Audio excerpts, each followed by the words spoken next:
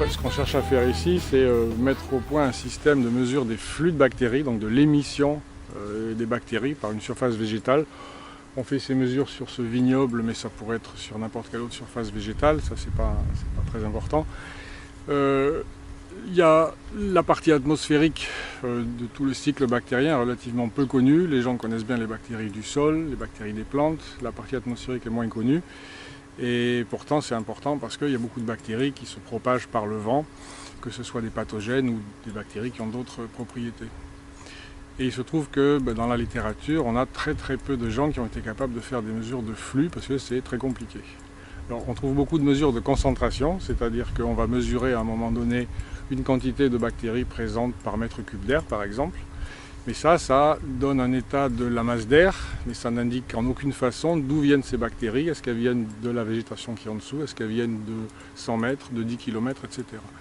Et pour en savoir plus sur ce point, il faut pouvoir mesurer l'émission des bactéries, donc le flux vertical. Donc c'est ça qu'on est en train d'essayer de mettre au point avec ce système de mesure.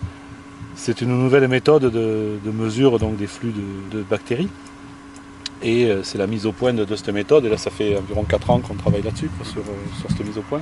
Et notamment les systèmes de piégeage. D'abord, il faut parler du système relaxé dédié accumulation, donc le système REA. Le système REA, c'est un système où on va asservir des électrovannes en fonction de la direction de la composante verticale de la vitesse du vent. Donc si le vent, en gros, c'est relativement simple, si le vent va vers le haut, c'est-à-dire si cette composante verticale est positive, donc va vers le haut, on va aspirer dans un réservoir, dans un impacteur. Si elle est vers le bas, on va aspirer dans un autre impacteur. Et si elle est trop faible, en fait, on ne va pas aspirer. En fait, voilà le principe. En fait, tout ça, ensuite, il a fallu la servir à un anémomètre sonique capable de fonctionner à 10 Hz, donc 10 fois par seconde. En fait, le but, c'est de compter des unités formant colonies, donc en fait, des bactéries qui vont se multiplier. Et chaque colonie étant formée à la base par une seule bactérie.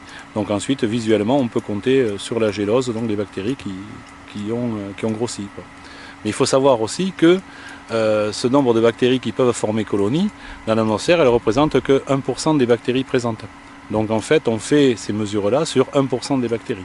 On va mettre un jeu de boîtes de gélose, donc un jeu par heure en fait, jusqu'à 18h ce soir. Pour l'instant, c'est vraiment méthodologique, c'est est-ce qu'on est capable de mesurer un flux d'émission, et ensuite ce flux d'émission, si on est capable de le mesurer, quantitativement mais aussi qualitativement, en faisant l'inventaire des bactéries présentes, d'où il vient, est-ce que on sait qu'il y a des bactéries sur le sol de la vigne, sur la végétation qui est par terre, sur la vigne elle-même.